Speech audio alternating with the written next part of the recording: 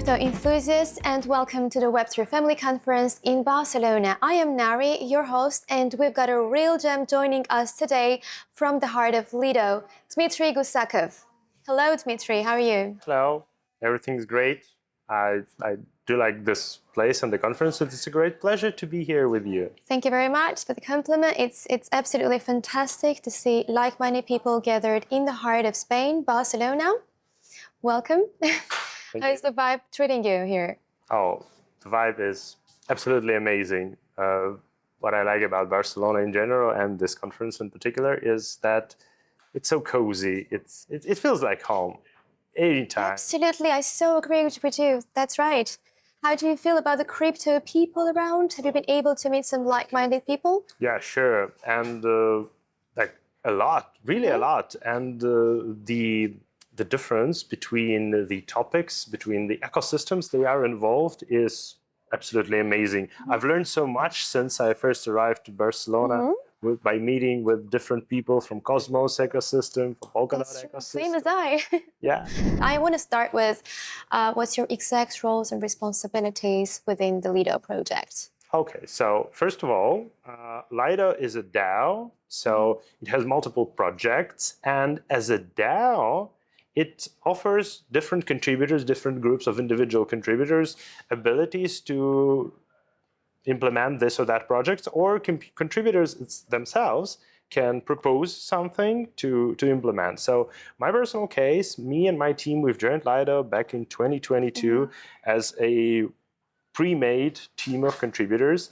And at the moment, we are working on a community staking module, a module that will allow anyone to become a node operator with Lido. So at the moment, it's only curated set plus an extension called Simple DVT with community stakers, but still curated. And the project that we are implementing is fully permissionless. So you provide bond as the security collateral, and you are able to validate with Lido. Perfect. And my role is I'm a technical leader of this team and of this project. Well, perhaps I'll turn to Lido, so we will, okay, perfect. Because I just noticed a difference, and I'm like, okay, come on, maybe I said it wrong. In the dictionary, it's explicitly mentioned that both are available because it is originally a Latin word, and in Latin language it is Lido. However, later on it transformed to Lido, but again, both works. Both works, perfect. So I see that you're quite motivated about the company. What is Lido to you, and when did you exactly join the company? Oh, yeah, as I've mentioned before, me and my team, we've joined Lido as a contributors in the very beginning of 2022, so very end of the previous bull run. Yeah, and I'm really excited about Lido as a DAO, about Lido as a protocol, because I do think that decentralization really matters. And for me, Lido is one of a very few protocols really contributing to decentralization of Ethereum and of crypto in general. That's why I'm so passionate about it. Okay, so I wonder how exactly do you guys differ from the rest of the market? Oh, that's simple. So if you take a list of top staking providers, the first place you will see Lido. Oh, cool. Oh, that's cool. Yeah. The next will be Coinbase. It's a fully centralized exchange, but they operate 14% of a total Ethereum stake. And all this stake is controlled by a single entity. Okay. So if they would decide to do a malicious action or to, for example, they would be regulated, maybe one day, and the staking for them will be prohibited, it will be a huge impact on a network. If you will move lower, you will still see parties like Binance, Kraken, and somewhere below it will be Rocket Pool and EtherFi. And across all these parties, the only truly decentralized is Lido and Rocket Pool. While the rest, they are centralized, they are controlled by a single entity, meaning that there's multiple risks. So regulatory risk, hardware risk, the risk of a party itself not willing to do good things for Ethereum. And what differs Lido from all these parties is that Lido as a protocol has nothing to do with being controlled by an organization. It's just a set of smart contracts. So I would say like soulless smart contracts. They operate exactly in a way they are created to operate. And on one side, you have stakers. On the other side, you have node operators. And in between them, there's only algorithms to decide to which node operator the stake would go to, meaning that Lido as a protocol is an extension of a core Ethereum protocol that allows for decentralization. And the Lido DAO contributors, they are responsible for both maintenance of this code and specifically for onboarding new node operators. And with the project that me and my team are working on, there will no longer be necessity to onboard someone manually to evaluate someone as a node operator. No, anyone will be able to participate, and it will increase the level of decentralization way further. Oh, that's absolutely gorgeous. Does it mean that you guys are minimizing all kinds of risks? So other than just being decentralized, but also all kinds of risks are taken away? Yeah, for sure. So both in terms of a risk, again, all the risks that I've mentioned before, I wouldn't go through them one more time, and also from a smart contract perspective risk. So what we are trying to do as the Lido DAO contributors, we are trying to create the most secure and the most reliable code ever so that it can be treated really as a part of the ecosystem. That's why there's a rule that any code that is a part of a protocol should pass at least 2 security audits from the well-known parties. And in most cases, it can be 3 audits. And there's a thorough process of internal reviews. Loads of work happening behind the scenes. Exactly. Just for one purpose. Wow. Just for one purpose. What's that purpose? To keep the system as autonomous as possible. So if you create something that is not reliable and then you say, okay, it will be autonomous, one day it will break. But if you want to make something that will be autonomous and will work, if not forever, but for a long time, you need to make it really reliable. So that's the ultimate goal. Long-term reliability, interoperability, and security. Sure. That's key. Perfect. I want to actually ask you a question. How would you explain Lido to a 5-year-old kid? Oh, that's a complicated task. So, in simple terms. Yeah, okay. So let's start with the Lido as a DAO. So Lido as a DAO is a group of different people who know nothing about each other, but they all have a power to vote and to shout out their opinion and to decide where the whole organization would go. And each vote matters. That's about the DAO.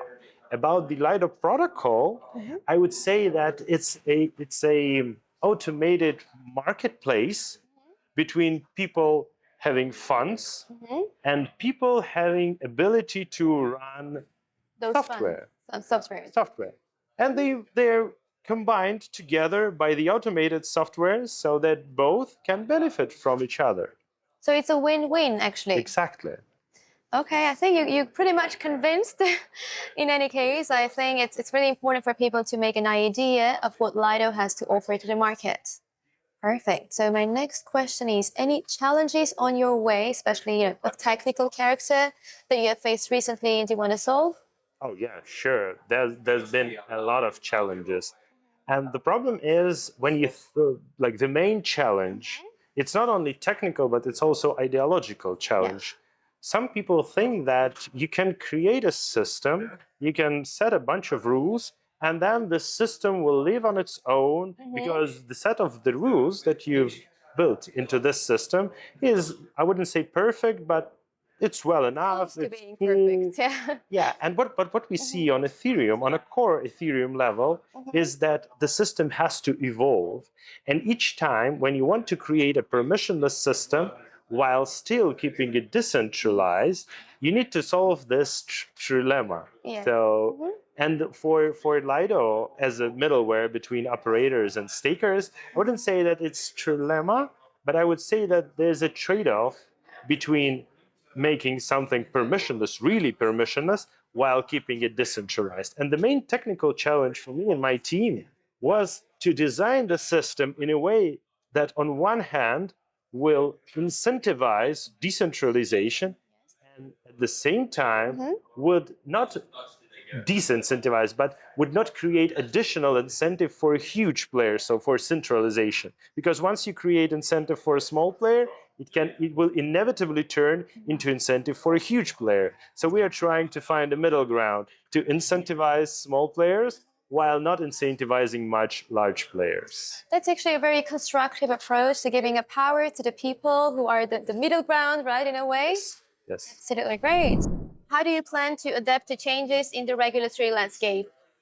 Oh, you're probably talking about this thing regarding DAOs. Yeah. So me personally, I'm a contributor. I'm an independent contributor. So I have no idea how the DAO would do about it. For me, my personal vision here is that all this regulatory stuff around DAOs is far from being somewhat set in stone.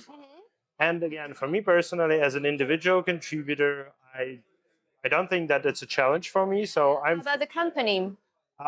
No idea. Again, as I've mentioned, It's a part of the process, or it's something that you have to always try to minimize in terms of risks? for sure, there's a group of contributors focused not on the development of a protocol, but probably on analyzing the risks associated with this DAO operation. I cannot give you even their ideas or the gist. Probably you can see it on the research forums because all the work of the contributors is presented on the research forums. But what can I tell you is that for sure, both Lido Dao contributors and Lido Dao members, so LDO token holders, I think they do care a lot about regulatory stuff. But at the moment, it's hard for me to share anything specific. So the best way is to navigate to Lido Research Forum and to either ask a specific question or to search for some innovations. What are the future expansion plans for Lido DAO team? Okay, yeah, that's great. So again, the projects that are already here or about to be here is dual governance. It's the unique feature for the on-chain governance that will allow STEV holders, if they are not okay with the decision, to quit without being exposed to this malicious decision. It's for sure community staking module and all the community staking related initiatives, including DVT, and you will see it live on a mainnet this year, definitely. After that, I've heard that there are plans on not reinventing, but adding another cool features to Lido. Many people ask. What kind of features? Yeah, maybe many people ask, like, when Lido will go restaking? It's a good question. You're probably thinking about it. So what I can say at the moment is that the mission of Lido is to make Ethereum staking simple, secure, and decentralized. And there's no direct place for restaking here. So there's no making points or money. So what it means is that Lido will definitely adopt to a new technology as it adopts to any new technology, but in a different way. Instead of trying to farm as many points as possible or to promise huge APRs, which Lido never did, I don't think that it will ever did it. But what it will do, it will pick the best AVS, the best restaking approaches, and adopt it to still keep Ethereum secure and decentralized at first, and while also using the top grade technologies. But for me personally, restaking at the moment is like 95% hype, 5% meat and the real value. Once this real value will become more and more understandable, once there will be more EVS providers and more feasible and reliable ways to connect with them, at this moment, Lido will definitely go for it. And there's a lot of things regarding institutional staking and allowing for the huge institutions to stake with Lido on I wouldn't say special conditions, but with a more tailored conditions than just a regular staker. What's the outlook for future for Lido DAO, and how do you see the asset tokenization in general?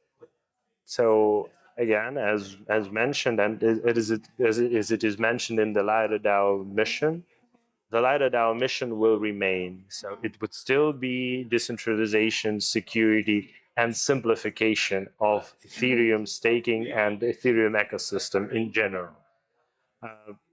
Given at the moment, there are a lot of, again, changes in the ecosystem itself. So the balances of the validators would probably be changed or allowed to be changed in the next upgrades. We will see a lot of things regarding to the changes of the base network. So first of all, Lido will definitely follow these things. And on top of that, it will adapt to, again, cool features coming from the outside, again, like restaking, but only with the best class providers, like adoption for institutional staking, because at the moment, almost all retail capital is either staked or not ready to be staked. And the potential is for sure in the institutional staking, but institutionals, they see a lot of, I would say, risks in the default or traditional Ethereum staking. That's why you need a tailored solution for them. So that's another direction.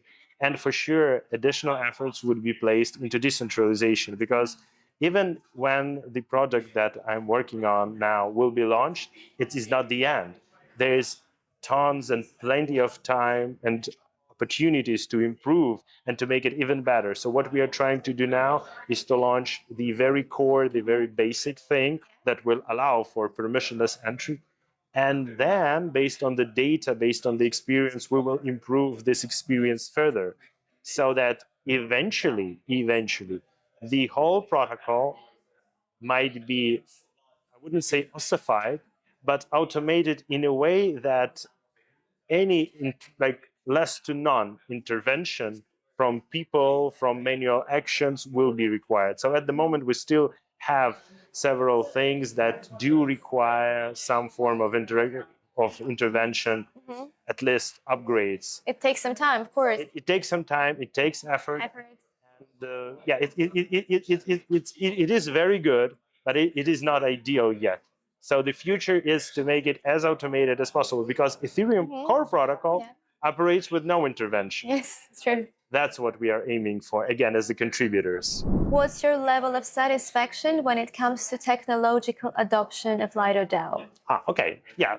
Again, here I would say that it is way above average for sure, but it is not a bleeding edge for a simple reason, because bleeding edge technology is always super risky. And remember, one of the points in Lido mission is to keep Ethereum secure.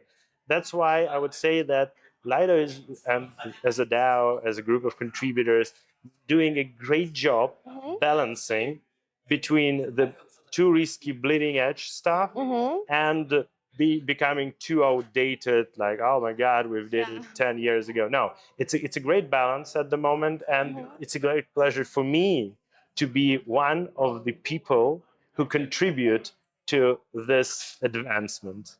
That's good to know. I have another last question regarding the number of users in Lido DAO.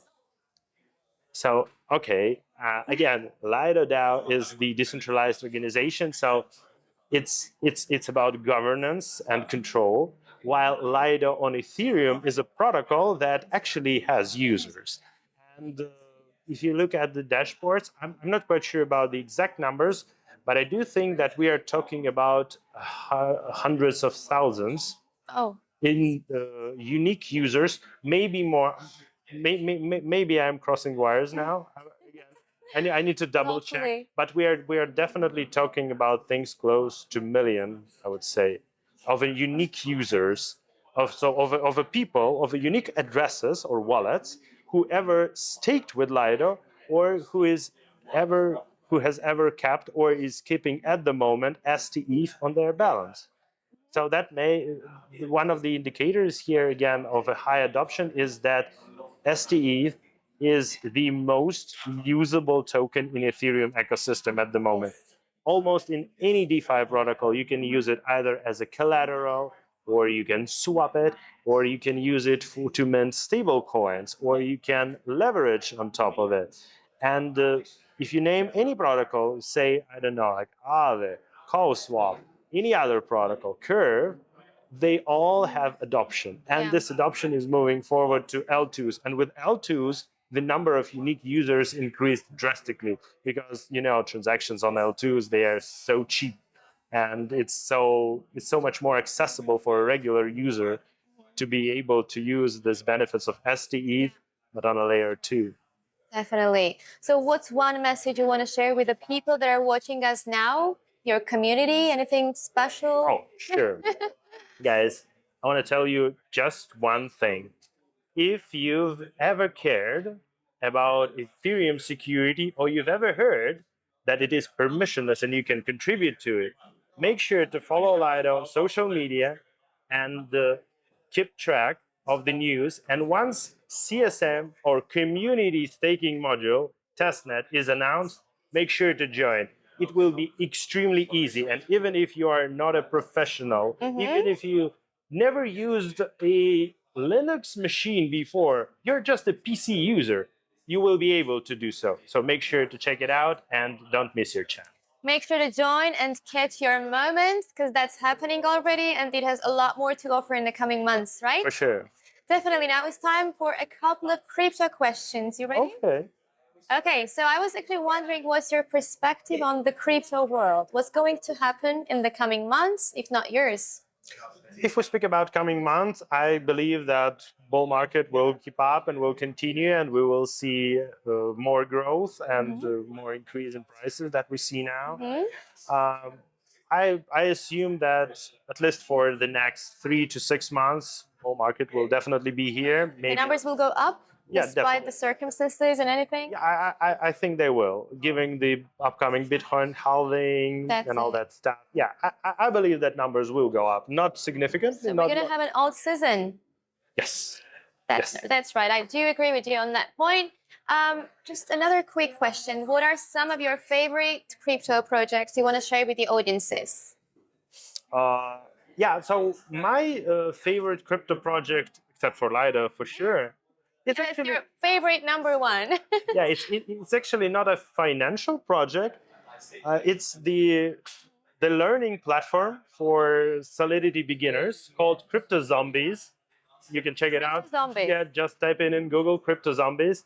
It's a great project. It is non-profitable project, but what it allows you for, it allows you to learn basics of a crypto development, of EVM development, with such a beautiful examples, with such a simple and smooth UX based on lessons. And on these cool examples, you will actually create a game, a blockchain game about crypto zombies. And my last question, last but not the least, do you think Bitcoin will skyrocket to 100K this year?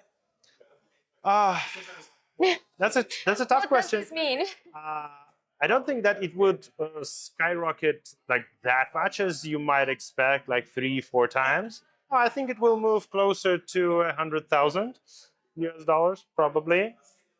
Yeah, I think that's okay, because at the moment the Bitcoin, like what it is, it's like gold. So take a look at the gold price trends, and you will probably see the trends that are about to happen or already happening in Bitcoin. So yeah, I think that there would be an increase, not that significant for sure, and for sure less than with the last cycle, with the last Bitcoin halving.